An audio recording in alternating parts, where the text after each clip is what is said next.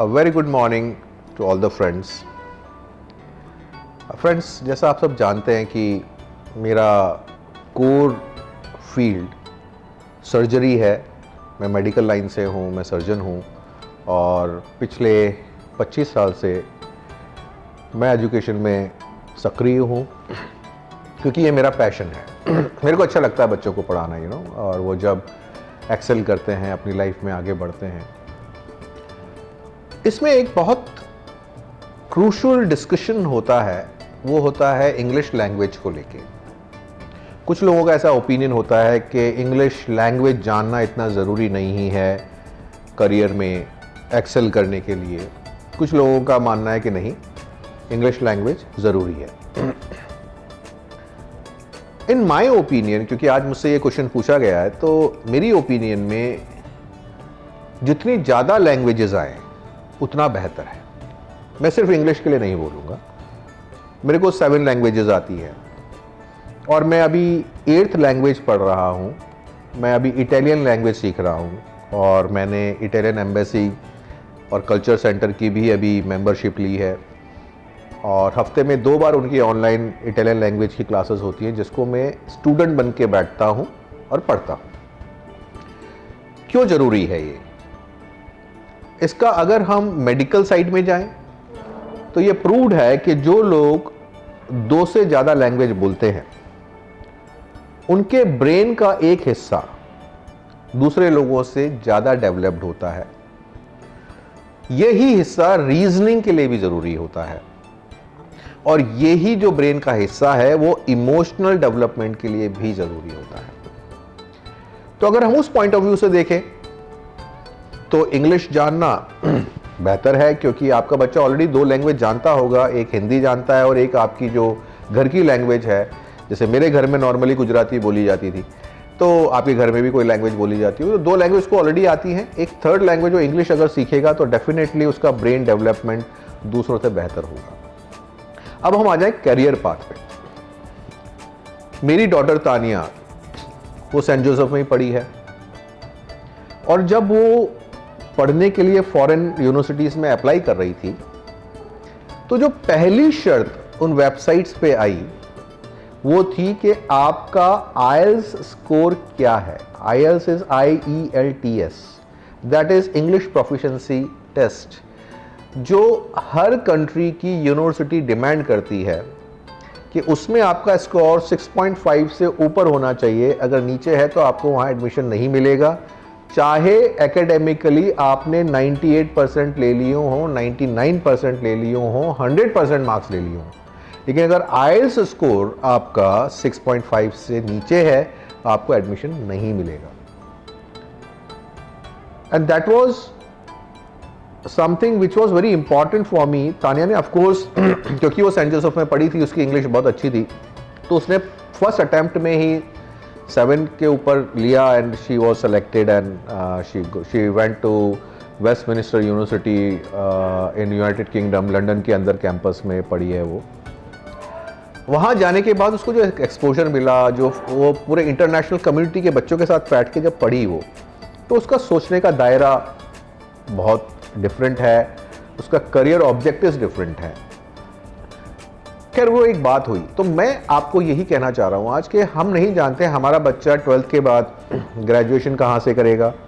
Graduation करने के बाद हो सकता है उसका मन हो कि मैं कनाडा जाऊँ, मैं अमेरिका जाऊँ, मैं यूके जाऊँ, मैं फ्रांस जाऊँ, मैं ऑस्ट्रेलिया जाऊँ, मैं न्यूजीलैंड जाऊँ. कहीं भी उसको चांसेस मिल सकते हैं, स्कॉलरशिप्स मिल सकती हैं. जैसे तानिया को 70% स्कॉलरशिप मिली, तो हो सकता है उसको भी एक अच्छी स्कॉलरशिप्स बाहर मिले. लेकिन क्योंकि उसको इंग्लिश अच्छे से नहीं आती, इस कारण से अगर वो पिछड़ जाता है तो एज ए एजुकेशनलिस्ट क्या मैं खुद को माफ़ कर पाऊंगा? और एज अ पेरेंट्स, गार्जियंस, क्या आप अपने आप को माफ़ कर पाओगे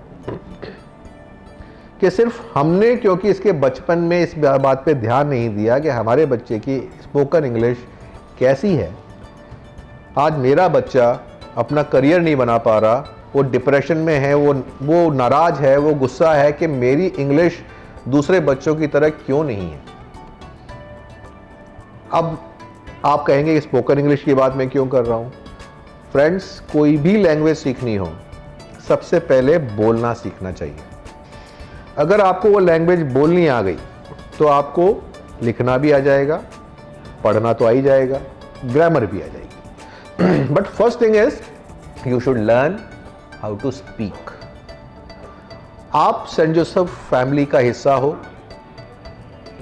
हमारा एक स्ट्रॉन्ग स्तंभ हो, इसलिए हम ये चाहते हैं कि आप अपने बच्चे की इंग्लिश सुधारने के लिए, एनहांस करने के लिए अपनी तरफ से पूरी कोशिश करिए। उसमें कोई कमी मत रखिए। स्कूल के अंदर आपके बच्चे ने आपको बताया होगा कि सेंट जोसेफ के अंदर टीचर्स के लिए इंग्लिश बोलना कंपलसरी है, बच्चों के लिए कंपलसरी किया जाना है, पर उसके पहले हमें आपकी हेल्प चाहिए और इसीलिए मैं आज यहाँ आया हूँ।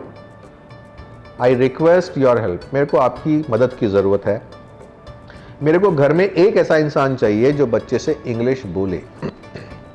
वो मदर हो सकती हैं, फादर हो सकते हैं, ब्रदर हो सकते हैं, अंकल हो सकते हैं, सिस्टर हो सकती है, कोई भी हो सकता है। कोई एक इंसान ऐसा मेरे को अपने घर में दे दीजिए जो बच्चे के साथ सिर्फ इंग्लिश में ही बोले। बच्चा अगर उनसे हिंदी में कुछ भी बोले तो वो जवाब ना दे।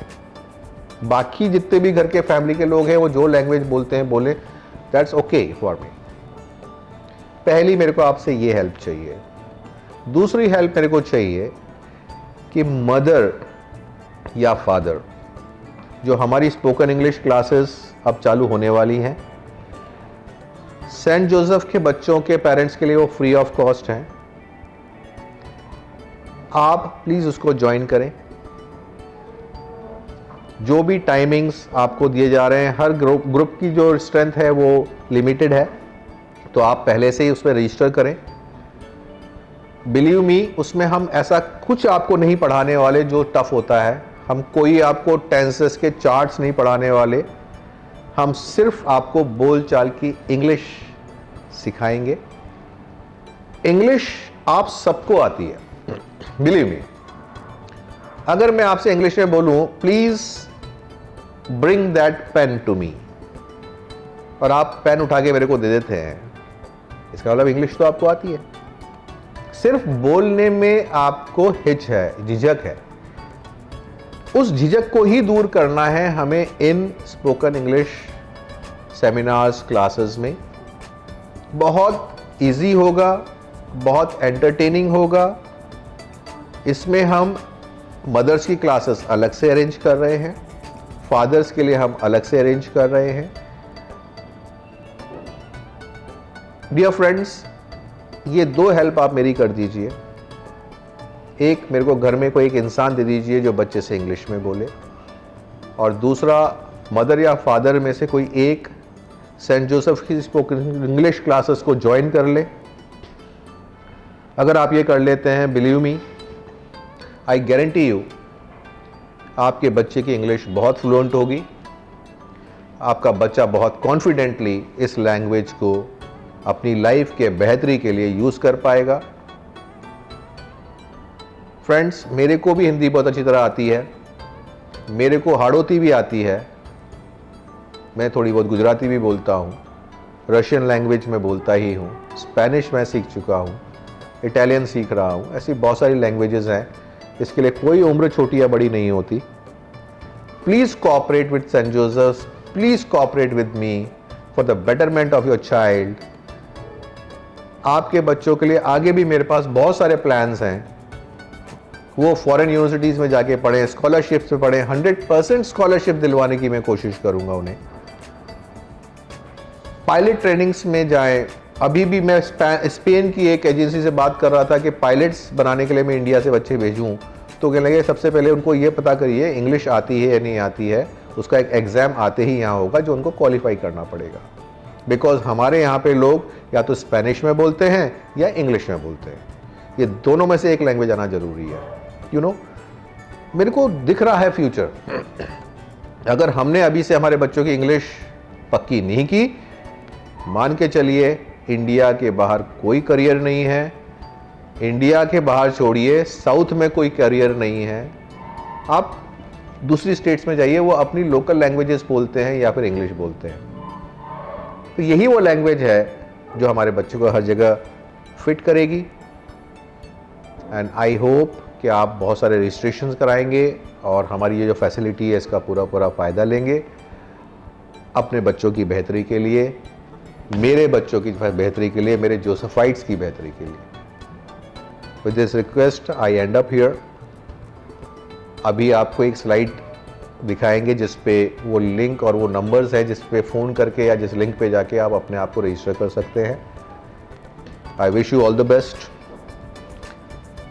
And I must say one thing, I love my Josephites और मैं इनके लिए कुछ भी करूँगा। Thank you so much.